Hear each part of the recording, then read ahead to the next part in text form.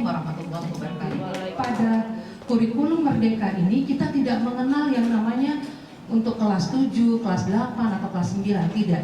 Tapi kita melihat bahwa SMP itu adalah fasenya fase D. Jadi nanti capaian pembelajaran itu dilihatnya dalam waktu 3 tahun. Nah, tadi Bu Remina mengatakan bahwa pada saat nanti Bu Antik menjelaskan tentang CP, itu dianalisa mana yang harus di kelas 7, 8, dan 9. Di sini juga ada kata-kata bermakna. Jadi jangan sampai materi itu hanya sekedar teori gitu. Kemudian ya sudah selesai. Tapi bagaimana materi itu bisa dimanfaatkan atau diimplementasikan dalam kehidupan sehari-hari. Jadi betul-betul anak itu tahu persis ya kegunaan manfaat dari materi itu. Nah, nanti ini akan terlihat pada saat kita melaksanakan proyek, ya. Jadi kalau di PS kita biasa melihat ada materi demokrasi, ya. Nah, itu kan hanya teori. Nah, nanti di proyek itu kita pakai menggunakan prakteknya, ya. Bagaimana suara demokrasi itu kita terapkan dalam kehidupan sehari-hari. Kemudian yang kedua, lebih merdeka. Merdeka untuk siapa? Ya semuanya, peserta didik, guru, dan sekolah. Jadi peserta didik ini tidak ada program peminatan di SMA, ini khusus SMA ya. Kemudian peserta didik memilih mata pelajaran sesuai minat, bakat, dan aspirasinya. Kemudian dari gurunya, guru mengajar sesuai tahap capaian dan perkembangan peserta didik. Jadi tidak dipaksakan ya Bapak Ibu. Kemudian di SMP 1 saja yaitu fase D. Kemudian sekolah memiliki wewenang untuk mengembangkan dan mengelola kurikulum dan pembelajaran sesuai dengan karakteristik satuan pendidikan dan peserta didik.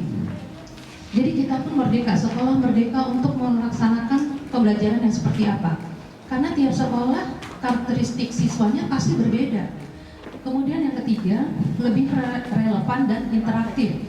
Jadi pembelajaran melalui kegiatan proyek memberikan kesempatan lebih luas kepada peserta didik untuk secara aktif mengeksplorasi isu-isu aktual, misalnya isu lingkungan, kesehatan, dan lainnya, untuk mendukung pengembangan karakter dan kompetensi profil pelajar Pancasila. Gambaran sistem pendidikan kita.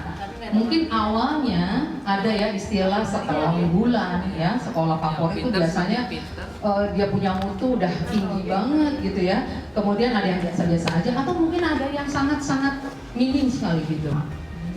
Tidak menunggu sempurna untuk melakukan sesuatu, lakukan saja, maka kesempurnaan akan datang. Nah, di PMM ini itu ada asesmen murid, kemudian perangkat ajar, pelatihan mandiri, video inspirasi, dan bukti karya saya. Nah, ini kerangka dasar kurikulum Merdeka. Jadi seperti yang kita ketahui bahwa tujuan pendidikan nasional itu semuanya ditetapkan oleh pemerintah pusat, itu semuanya ternyata tercakup juga dalam profil pelajar Pancasila. Nah, dari situlah paradigma baru ini Bapak Ibu, itu paling tidak ada 3 hal ya. Ada kurikulum, ya, dari kurikulum itu kita melihat ada tujuan pembelajaran, kemudian dalam pembelajaran itu adalah yang ditekankan adalah prosesnya, dan yang terakhir asesmen. Nah, dari ketiga kata kunci ini sebenarnya ada gabungan ya antara pengembangan SDM Indonesia abad 21, kemudian juga penguatan identitas khas bangsa, dimensi maupun elemen profil pelajar Pancasila. Ini Bapak Ibu, yang pertama adalah beriman, bertakwa kepada Tuhan Yang Maha Esa, dan berakhlak mulia. Nah, itu ada elemen-elemennya. Bapak Ibu bisa lihat, mungkin yang paling depan bisa terlihat ya, itu ada akhlak beragama, akhlak pribadi, akhlak kepada manusia, akhlak kepada alam, dan akhlak bernegara. Nah, yang kedua elemennya mengenal dan menghargai budaya. Kedua, komunikasi dan interaksi antar budaya. Ketiga, refleksi dan tanggung jawab terhadap pengalaman kebinekaan. Dan terakhir, keberanian sosial. Nah, kemudian yang ketiga itu adalah gotong royong. Gotong royong itu mencakup apa nih Bu Ani? Kolaborasi, kepedulian, dan berbagi. Nah, untuk mandiri apa saja Bu Dia? situasi, Mhm. kedua regulasinya. Iya, dan yang kelima adalah bernalar kritis. Apa saja nih Pak Wawan? Jangan bengong Pak Wawan. Dan yang terakhir adalah dimensi kreatif, dalam menghasilkan gagasan yang orisinal, kemudian menghasilkan karya dan tindakan yang orisinal, kemudian memiliki keluasan berpikir dalam mencari alternatif solusi permasalahan.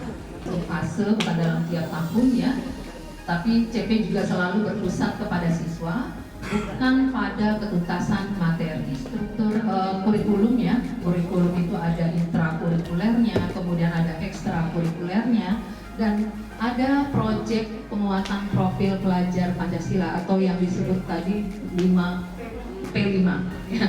Ya, kemudian juga kita ada budaya sekolah ya, biasanya sekolah itu pasti ada budaya sekolah. Jadi ini ya platform yang ada di sekolah penggerak ya. Yang pertama itu rapot pendidikan ya, rapot pendidikan tadi yang kita ambil dari AKM ya, hasil dari AKM.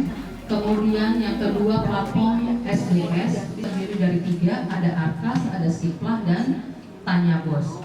Untuk Siplah ini sebenarnya baru ya, di launchingnya tanggal 26 Agustus 2021, dan Arkas ini setelah SE bersama itu ya.